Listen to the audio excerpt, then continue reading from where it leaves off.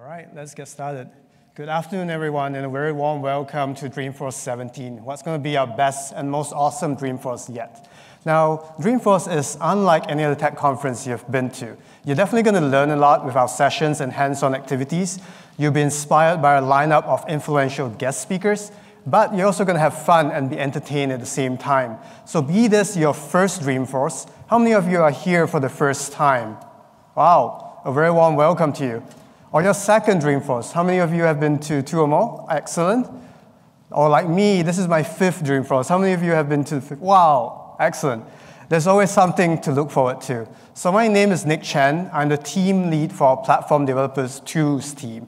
And my team is responsible for building out tools like the Developer Console, the interactive Apex Debugger, and more recently, the suite of tools for Salesforce DX in Visual Studio Code. My team's goal is to help you become more productive on the platform. And today, I'm really excited to share with you something that we've been working on for the past year, and that's language servers. It's something that's going to be at the core at all of our tooling strategy, both internal and external at Salesforce. And with that, let's kick the session off. As with all sessions at Dreamforce, you're going to see this slide a lot. I'm going to summarize it for you. Basically, today, I'm going to show you new and exciting features that may not be available yet. If you're making any purchasing decisions, please base them on products that we have already released. And now, with that out of the way, let's start off with a very important announcement. In case some of you missed this, Salesforce DX is now generally available. It was generally available on October 16, and we have a nice blog post about this over on our slides there. Okay? So go visit our blog. It's a very detailed write-up of stuff. But what I want to draw your attention to is actually the part in the middle here.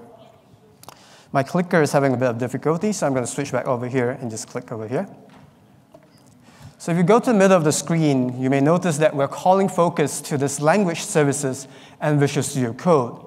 Now, what's the big deal with language services and what's the big deal with Visual Studio Code? And in this session, I'll show you, all right? So let me give you a brief overview of our agenda for today. There are 3 parts to this, and because we're at Dreamforce and everything is about trailblazing, I structured in this way. The first sort of site is I'm going to talk to you about Visual Studio Code and our set of tools for it. Then I'm going to go into the philosophy behind what powers our set of tools. And then finally, I'm actually going to be most excited about this, and I think most of you are going to be as well. I'm going to show you how to take the stuff that we built and transplant it to a different IDE. Right? In this case, this is the Atom IDE, just to show you how extensible and powerful this concept of language servers actually are. So that's our journey, but with all my presentations, I always like to structure it so that you have some key takeaways, and there are 3 of them for today. First, powerful tooling lets you build apps faster with Salesforce DX, and I'm going to show you some examples of this. Second, language servers empower universal tooling across the tools that you know and love, and this is a key takeaway from this session. Of course, third is I'm going to prove to you how easy it is to integrate our language servers into your own set of tools. All right? So with that, let's get started. And who better to kick us off than Astro, our trail guide? Okay. So let's start off with Salesforce DX. Our motto here is build together and deliver continuously. So if you look at this logo here, this is what it means to build together. We're going to span the whole gamut from no code, low code, to high code. And this is what it means to develop on our platform. Those of you who have been developing with us since day one know us as the platform where you can do a lot of things declaratively. Those of you who come from different platforms and then come over to Salesforce, we love our programmatic tools as well. The whole point of this is that we have the entire gamut to fit your development needs, right? Today, I'm going to concentrate more on the code side. That doesn't mean we're neglecting people who are doing no-code or declarative tools. Far from it. In fact, at the end of this session, I'm going to give you some pointers to sessions that you can go to learn about the future of Salesforce DX and how we're going to be more inclusive to all developers developing on our platform. So let's focus on the code side. The key idea of Salesforce DX is that your version control system is going to be your source of truth. So for people who are unfamiliar with version control system, you can think of it like Git, Subversion, or CVS. right? This is where you externalize your source and put it into a version control system. Now, if this is your source of truth, what comes out from this? So we're going to expand the circle a bit here so you can see this. If this is your source of truth, your entire application lifecycle management revolves around it. So that means from planning, coding, building, testing, and releasing, it's all going to be based on your version control system. And what do you gain from this? If we expand the circle more, you see that the entire ecosystem of Salesforce DX is structured around this. So you're going to have an entire set of tools from CLI, from IDEs, scratch arcs, continuous integration, continuous delivery, sandboxes, and packaging. Now, I know this slide has a lot of things going on. You may be overwhelmed. Don't worry. Like I said, we have a lot of sessions introducing you to each and every one of this so that you can become more productive with Salesforce DX. In this session, what I'm going to concentrate on is the IDEs, the text editors, and the language servers. All right, so I'm going to flip to my computer now and give you a demo of Salesforce DX tooling in Visual Studio Code. All right, what I've switched over here is Visual Studio Code. And it's really, really important to emphasize this. Most of you may be familiar with the Visual Studio moniker. This is Visual Studio Code. The code part is really, really important because it's a new platform. It's developed in an open source manner, and it's free. So this is how you know if you got the right version of Visual Studio Code. This one is free. All right? It runs natively on all 3 major operating systems. So if you're on a Mac, on Linux, on Windows, you can download this and start using it today. So Visual Studio Code is a general text editor. There's no Salesforce-specific capabilities on it yet. For that, what we've done is actually add on our extensions. And you can come here and see I've installed my extensions. So I have the Apex Code Editor, the Apex Debugger, the Lightning Component Editor, Salesforce CLI integration, Vim. So this doesn't mean that I can just install only Salesforce stuff. You can go ahead and install different things as well. And last but not least, the Visualforce Code Editor. Another thing that I want to point out is when you go ahead and install this, because this is available on the Visual Studio Code Marketplace, there may be other people offering different set of tools. To know that you're receiving the official Salesforce one, go ahead and make sure, and I'll focus this here, that this says Salesforce DX, right? That is how you distinguish and make sure you're installing the official Salesforce provided tools. All right. So, coming back to here, you may be looking at this and see, this is kind of a very austere UI. There's no toolbars, no menu bars, basically nothing much. How do I get started coding with this? There are lots of keyboard shortcuts here to help get you started. The first thing you're going to do is actually open a file. In this case, I'm going to focus on 2 files. The first will be a Visualforce file, and the second one will be an Apex class. And before I open that, I'm actually going to switch over to give you an idea of what we're talking about. This is our SFDX Dreamhouse app. You hear a lot of this, you see a lot of this. This is sort of the demo app that's going on, and it's been used since Trailhead last year as well. What we've been doing is enriching it with more and more components and more different additions so that you can see how the Salesforce platform has been evolving. What I'm going to concentrate on are 2 pages. The first one is what we call the heat map. For those who don't know, the Dreamhouse app is a property management app. So the heat map actually shows you properties that are hot currently in Boston. The other thing that I'm going to talk about is for the Apex class, I'm going to talk about this Dreambot here, all right? So I'm going to flip back over to Visual Studio Code right now. Just keep in mind those are the 2 things I'll be demoing. So I'm going to open the heat map page first, and this is how you do it. So it's a very simple Visualforce page. What facilities have we provided as part of the tooling team to make your life easier? Well, the simplest one is provided an outline view, and you can invoke it with a command shortcut. And what you can do here is you type, it narrows it down and tells you where you are. So you can see the yellow cursor just jumping there over here. Second thing that's really useful is, of course, code completion. So if I come here, I can go ahead and type Apex Remote Object Field, and I get all the standard types in Visualforce. And not only that, you get documentation by the side as well. So I'm just going to go ahead and do this. I type name, and I'm going to do location, longitude, JS shorthand, type long, and I close this. So this is useful. It's going to make your life much, much simpler when you're developing with Visualforce. But of course, when you're developing with Visualforce, you also embed CSS. You embed JavaScript. What can we do for you there? So in this case, in the middle of the screen, you have the style, which is an embedded CSS. You can come here, you can do with, Again, you get the same nice completions that are going on. All right? So I'm going to actually delete this because I don't want to mess with the styling. I'm not a UI designer. I'm pretty sure that's going to mess up everything. I'm going to go down to show you embedded scripts in JavaScript. So if you come over here, notice again, you can go ahead and just do document.getElement by ID, and it's smart enough to autocomplete for you here. So you have everything in this language server to make your life developing with Visualforce much, much simpler. Okay. Now let's switch over to Apex. What have we provided for Apex? I'm going to switch over to the bot controller, which powers that little chat bot that you see at the bottom of the screen previously. And of course, we have outline view again. I'm going to invoke it with the command shortcut. And you can see I can go here, or I can narrow it down by going over here. We have code completion, so if I go this.occurrence pattern equals pattern.compile, I can come here and type pattern string, and there I have it. And of course, we have on-the-fly syntax checking as well, so if I deliberately miss this, you'd see that there's a highlight here that says missing semicolon at that particular position. And all of this is actually done offline. So if I were actually a bit more daring, I would just come here and turn off my Wi-Fi to prove to you that everything works offline. But trust me on that one, and you can also download this to try. What else do we have? Recently, we added an interesting feature, which is peek at the definition. So in this case, if I scroll to the bottom here, and I have my bot handler, what I'm going to see is I want to know who implements this handle method. And I come over here, right-click, I can see peek definition, and you have this very, very handy inline view here that shows you all the different definitions of it.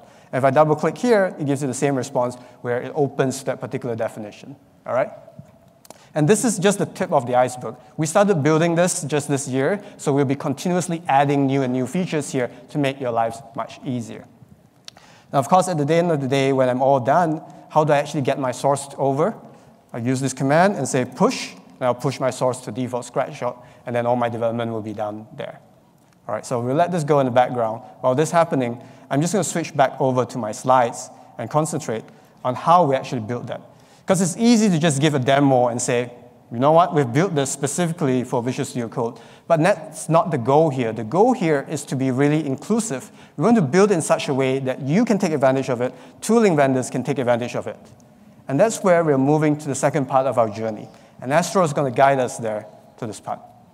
Now, one thing you may notice if you scrutinize my slides is that why are some parts of the journey having more trees or mountainous areas? That's sort of intentional and deliberate. I'm just giving you a heads up that certain parts of my session will actually be a bit more technical. But don't worry about it. I'm here to give you examples and analogies to make sure that you can actually understand this. And if we were to talk about this like a hiking trail, sometimes the most rewarding trails also happen to be the most challenging one. So I want you to leave this session with a sense of accomplishment that you've understood something that's a bit more challenging. All right.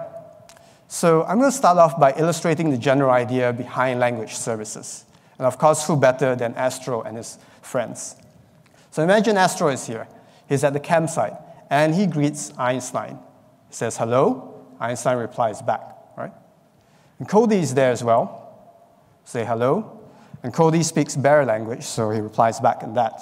Fortunately, Astro is fluent in this language, so he can communicate. Appy comes along. You're going to try to talk. But Astro doesn't know this particular language. Cloudy comes along. Astro doesn't know this language too. This is sort of the situation we are facing when we build IDEs. We're going to build things that are extensible to all different things, but that means specializing it and making sure we can communicate with each of these different IDEs. That makes it really, really challenging. What we would like instead is a way to elevate this so that everyone is communicating in a common language. All right? In this case, I've illustrated this by this sort of glyphs here. The whole point is that the common language has not been specified yet. I'll give you an idea of what that is. Now, hold this idea of this conversation at the back of your mind, because we will be revisiting this throughout the talk. Now, I'm going to draw this down more so that it's a bit more concrete and talk about how we actually build IDEs. When we first started off, or rather when I started off at Salesforce, the first thing we had was the Eclipse IDE. And if you looked at this, this is an illustration of how we build it. It's really insular. It was very Eclipse-specific. There's no way to extend it to other people. So when we decided that we wanted to pivot to Visual Studio Code, in the back of our mind, we were thinking, do we have to repeat this process and build yet another thing that's insular and monolithic like this? And we said, no, this is not the way that we're going to go forward at Salesforce. So what we did was come up with a layered architecture system. All right? So what we've done is shrink, in this case, the IDE-specific portions as illustrated by the different colors. And we introduce layers here. I chose gray just because it's a neutral layer.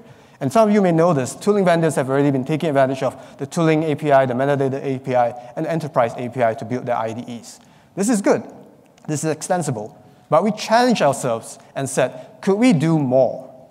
And with Salesforce DX, we did that. We introduced the Salesforce CLI. And I know IDEs like Illuminated Cloud and Welkin Suite are taking advantage of the Salesforce CLI to make their lives much easier so they can do all the deployments and push and pull all through this common layer. Of course, we're not satisfied by that. What we're going to do is try to shrink this even more. So as you see in this graphic, the parts that are specific to each IDE has shrunk. What we've introduced here is what we call the language services. And you can see what is going on there because all the code completion for Apex, all the code navigation for Visualforce, or all the other things that you're going to get from Lightning will be developed in this manner. And of course, we like to share. We don't want to be insular. We want to be inclusive. So we're going to extend this so that tooling vendors can make use of this as well. So in that case, if you choose to build one for Atom, you can come in, and the amount of work you want to do is actually reduced. It's reduced to that particular chunk. And of course, it's not just Atom. You can come in and talk about Sublime or this particular ID as well. So just for my own curiosity, how many of you recognize that particular logo? Oh, excellent, excellent. I was actually contemplating when I was doing this talk whether to do this with Atom or with Vim. And I decided it may be safer to do it with Atom just because it's more contemporary. But people seem to know what Vim is. I may actually do a different one just with Vim to illustrate how powerful this concept is. All right. So let me focus a bit more. Oh, before I forget. One of the questions you may be asking is, Nick, you're showing me a lot of IDEs. Is Salesforce going to go into business of supporting all these IDEs? And that's a very pertinent question.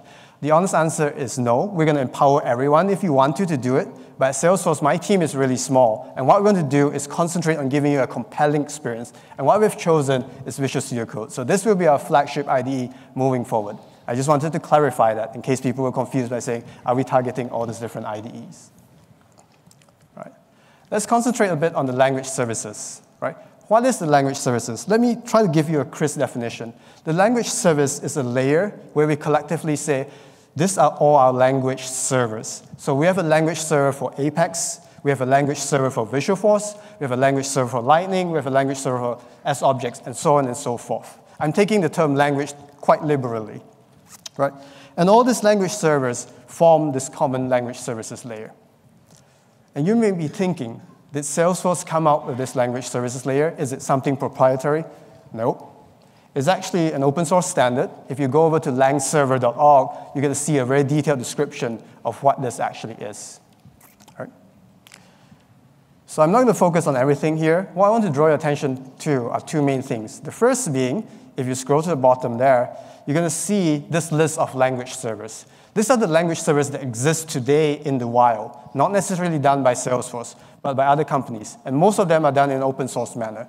What this means is that this is a movement that's really popular and is gaining even more traction. So if you were to use this language server protocol today, you get the advantage of all these different things. You already have it for C#, for Java, for HTML, and all the other different things out there. Right. So the second thing I want to draw your attention to is, I said we can build this universally. How many IDEs actually support this? So the list, and I'm going to zoom in a bit so that people can see this. The list here is pretty impressive. This language server protocol, for those of you who are not familiar with it, just started shy of June 2016. So it's just over a year. And you can see how popular it is. You have Eclipse jumping in, Visual Studio Code, Vim, Sublime Text, Monaco Editor, and so on and so forth. And you can only see this list growing as more editors and more IDEs conform to this protocol. Okay. So when I mentioned the protocol, let me give you a concrete example of how this protocol works. It's very similar to how REST and SOAP actually works. It's a well-defined standard. So in this case, on the left-hand side of my screen, I have my IDEs, like Visual Studio Code or Atom. And on the right, of course, I'm going to bring in the conversation here. Remember what I said earlier about keeping this at the back of your mind? Cody and Einstein are going to join us. There were the IDEs. And in this case, the Apex language server is Astro. All right. So when you strike conversation, what's the first thing you need to do? you have to send hello. In the language server protocol, the corresponding message is the initialization request. If you come over here, you start with your IDE, the first thing it does when it connects to your Apex language server is to say, here are my initialization params, and it advertises the set of capabilities that it's capable of. Then the Apex language server comes back and replies with this. Right? So I'm just going to hide our characters. I love them a lot, but for now, I think we got the idea of who's talking to who. Now let's drill into the initialization result. What are some of the capabilities provided by the protocol? The protocol is really extensive. It goes all the way from outline view, as we have shown, syntax highlighting, errors, code completion, and it's also going to have formatting, definition, and refactoring like rename. And the nice thing about this is that you don't have to implement all of them from day one. You can do this in a very progressive manner. So what we've done is done references, completion, and definition, but we're going to do rename in the future. And you can take advantage of this as we slowly incorporate them. All right? So now that we have actually done the communication, we've started the server and everything else, what actually happens when I go in and edit my code? So here's a GIF showing this in action. So I go in, I open this, and I open my file, and I start typing, and I invoke code completion. What's the sequence of conversation that happens with my language client, which is my IDE, and my language server, in this case, the Apex one? If I were to drill this down, the first thing that's going to happen is you are going to send this message called did open text document params. All right? This just notifies the language server that I've opened all of this. And if you look at this, this format is actually going to remind you of JSON RPC. It's really JSON RPC behind the scenes. So this is decoupled from any IDE. It's a really just open standard. Then the next thing you're going to do is, as you're editing, you send your did change text document params. So each character that I type, each keystroke will be sent over the wire. And when I'm ready to invoke my completion, I just send text document position params and the completion right there in the middle. And the server at this point realizes that it needs to give something back. It's going to give you a completion list. And as you continue, you're going to type more and more. So this is the conversation that goes on. I'm actually going to give you a concrete example of this conversation in the Atom text editor. Let's drill down a bit to the list of completion items. What's in it? Well, it's kind of easy to see it this way, but I'm going to give you a graphics here so you can see. When I complete this, this is what is going to happen. You have a list, and each one has a label, a type, the kind. The kind means this is a method or a field or property. And of course, you have your documentation there as well. So as you're completing, this is the list that comes back and is filtered dynamically for you. All right. So that's the gist of the protocol. Now let's move on to sort of the most interesting part of this entire talk, which is I'm going to show you how you can take the language servers that we have and plug it into the Atom IDE. All right. Astro, guide us there. This is going to be the most challenging one with the mountainous areas, but I guarantee you this is my personal favorite. It's going to be the most fun as well. So this is the Atom IDE. Let's build an IDE for Apex and Visualforce in it. So this GIF shows you what we're going to do. It's very similar to what I've done already for Visual Studio Code. So you come in, and you get code completion there, right, and syntax highlighting. You switch over to Visualforce, you get code completion there as well.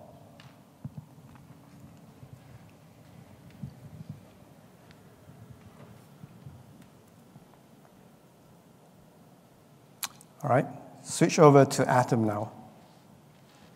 How many people are actually familiar with the Atom text editor? Everyone's familiar? Quite. Okay, let me give you a bit of a background on it.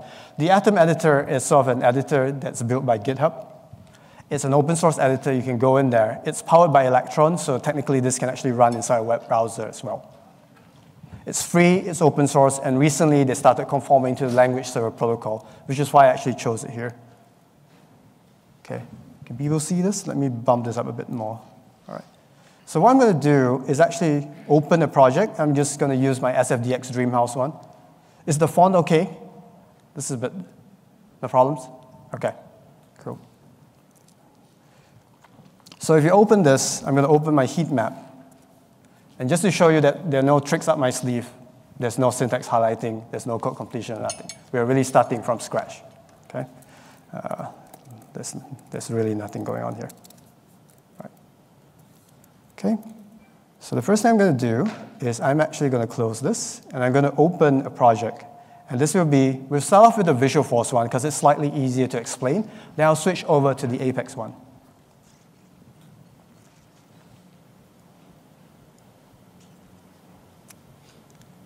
Sometimes Atom is a bit finicky, so I'm going to go open this way. Okay, there we go. Zoom in a bit so that people can see this.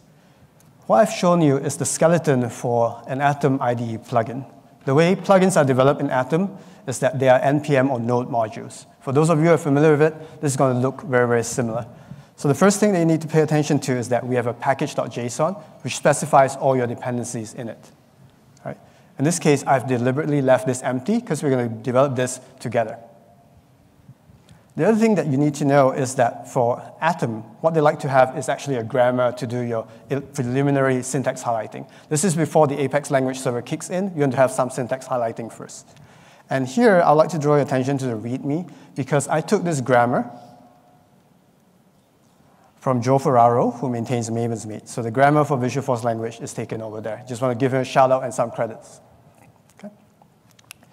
So the first file that I'm going to be editing is the package.json, just to show you how to get started.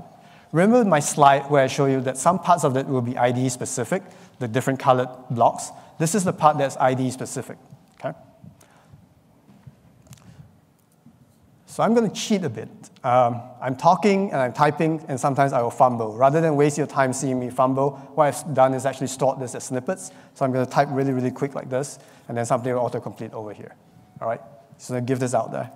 So the first thing is I've created this package.json. I've given it a name. This is our Visualforce IDE. It provides support for the Visualforce language server in Atom. And these are the list of dependencies. The first thing it uses is Salesforce DX Visualforce language server. And this is how it actually has that dependency. Okay? Now the next thing we need to do is we need to add what we call the enhanced scopes. This is just telling it to trigger when it's only operating on source Visualforce. Makes sense, right? You don't want the language server to simply trigger for a different language that it doesn't understand. Then the next part is sort of specific again to Atom and how it chooses to display certain things. So I'm not going to talk too much about it. These are the services that it uses to display certain things like the data tip. This is the tooltip that you have when you hover. And of course, status bar is the decorator that you have at the end. The last thing I'm going to do is this package.json here. This is important. Remember the negotiation process we have?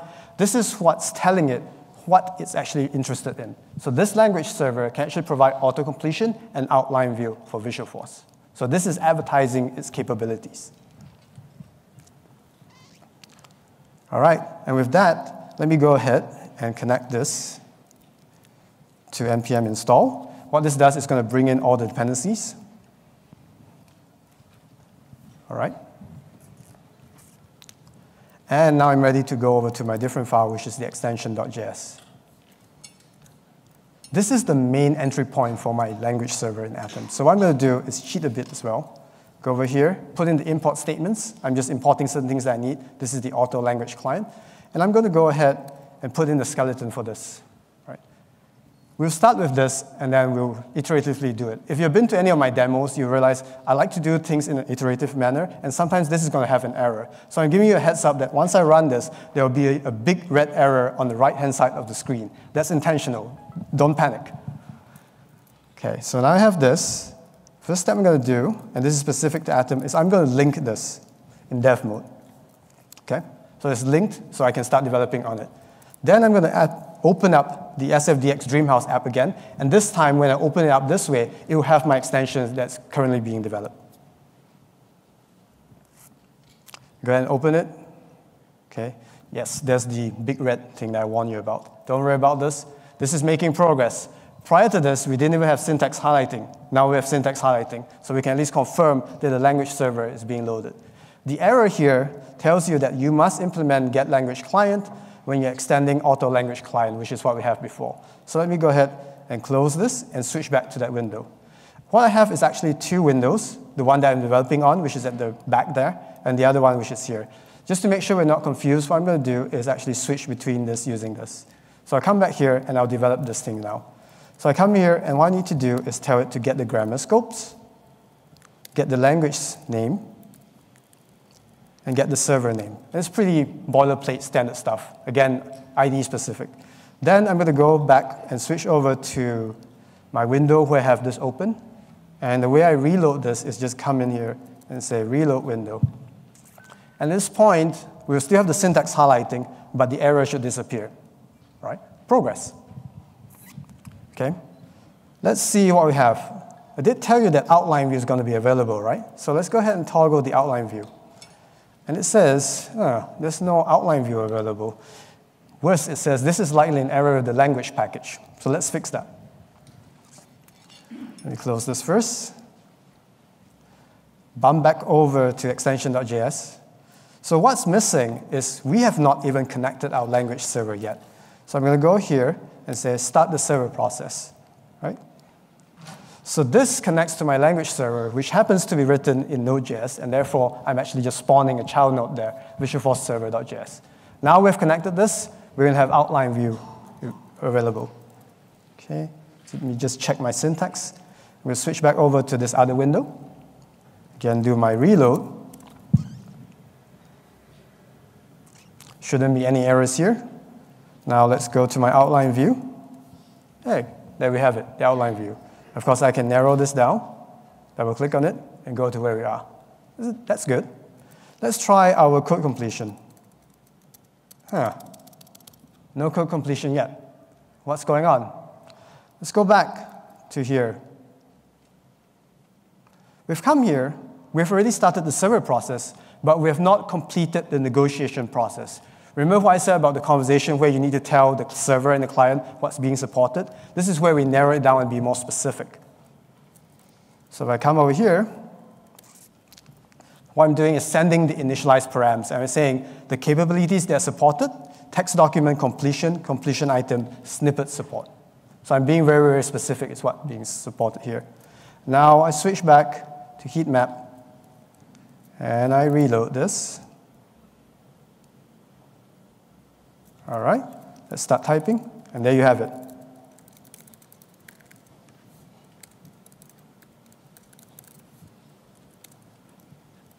Just shorthand, long. And of course, just to make sure we didn't break anything, the outline view should also be working. And there we have it.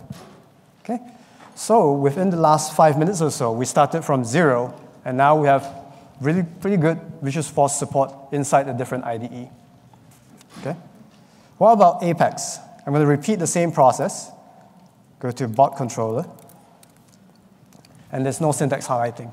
Let's fix this. So file, new window.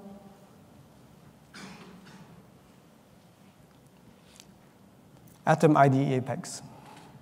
It's the same process. So we have our package.json. And for this one, I already filled in everything because it's just going to be a repeat of what I do.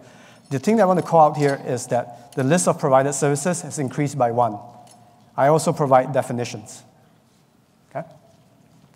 And again, I took the grammar from Maven's Meet, so another shout out to Joe Ferraro over here. What I'm going to do here is actually start it. I'm going to do npm install. Brings in all the different things. Then I do apm link def. Okay? Now I flip back over here. Reload this, and you should have syntax highlighting. You should have an outline view, right? You can have code completion.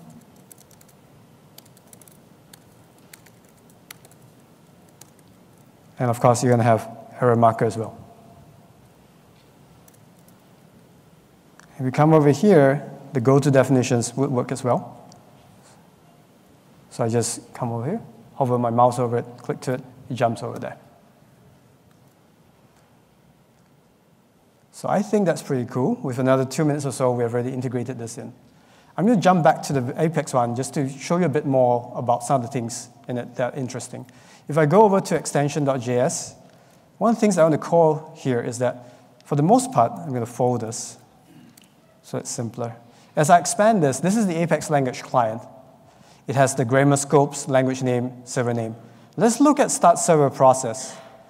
If you focus on here, what's happening is that your server process is starting a Java process. And this is a very important distinction. You may be asking, like, we're targeting all these different things, and they're all built with Node.js. Do I need to write all my language servers in Node.js? And the answer is a resounding no. The language server is agnostic to what language you choose to write it in. As long as you conform to the protocol, you can go ahead and use this over here, right? So what I've done is use Java for the Apex language server. And the reason for this, there's actually a very, very good reason for this.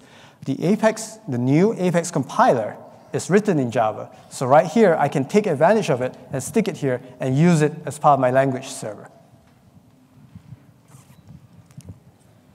All right, so let's switch back over to our slides. I've shown you how to build an IDE using our language server from scratch and how you can integrate it and get all the nifty features. And this is really the end of our journey. Just to remind people, here's our key takeaways. Powerful tooling lets you build apps faster with Salesforce DX. Language servers empower universal tooling across the tools that you know and love. And I've demonstrated how easy it is to integrate our language servers into your own set of tools. So the natural next question is, well, what's next? Well, expect more powerful tooling for Apex, Visualforce, and Lightning. You notice that Lightning is missing from today's talk. We are hard at work working on this, and I want you to be excited about it when we actually unveil it. Second, we're going to concentrate more on open standards. You have seen how we actually use the language server protocol. For the Apex debugger, we're also conforming to a new protocol here, the debug protocol. All of this is open. This is part of our commitment here at Salesforce. We want our tooling to be really, really open so that you can use it, you can extend it, you can contribute to it. And here's the most important one. As we add to our language servers, anyone who builds on them benefits automatically from the new language features. So, rumor has it that the Apex team is adding the much requested switch statements to the language. All right, they are here, they're here. So give the credit to them, they're there. Stand up, the people from the Apex team. Right? So if they do this, because of how our language servers are actually integrated together, we'll make sure that the first day they add it, we have support in our language servers. So if you build on it, you get this for free. And with that, I really can't wait to see what you build on top of these services. Everyone here at Salesforce have lots of creative ideas. I really want to see what you can do with the language servers. Okay, so I've shown you a lot of code. I don't expect all of you to remember it, even though the session is recorded. Where can you find the example code? Go to my personal GitHub. There's the Atom IDE Apex and Atom IDE Visualforce. You can go in there, download it. The code is under a very liberal license, the MIT license. You basically can do what you need to do with it, experiment, try different things. All right. I see people with the cameras out, so I'll just give them a few seconds to take this. All right. Now, where can we find out more about language servers in general? You can do it by going over to Salesforce DX Visual Studio Code. Did I mention, and I think I didn't, that our set of tools for Visual Studio Code is developed openly. So if you go to this GitHub, you can go ahead and see and follow the development that we have and make feature requests. So if you want to do it, go ahead and go and issue and open a new one. And you can file a bug, request a feature. Or if you want to give a pull request, you can go ahead and do that too. Okay. I did promise at the end that I'll give pointers to different talks. The new compiler rollout, very exciting one, actually happened at 1 p.m. Good news is it's recorded, so go ahead and watch that. The second one is getting started with DX and Visual Studio Code. We have a more dedicated session showing you all the features there. And like I said, there are lots of features in Salesforce DX, so you want to go ahead and go to the Adopting Salesforce DX session. And last but not least, if you're a long-time Eclipse user, we also have a session specifically for you to show you how to transition to it. But that's not all.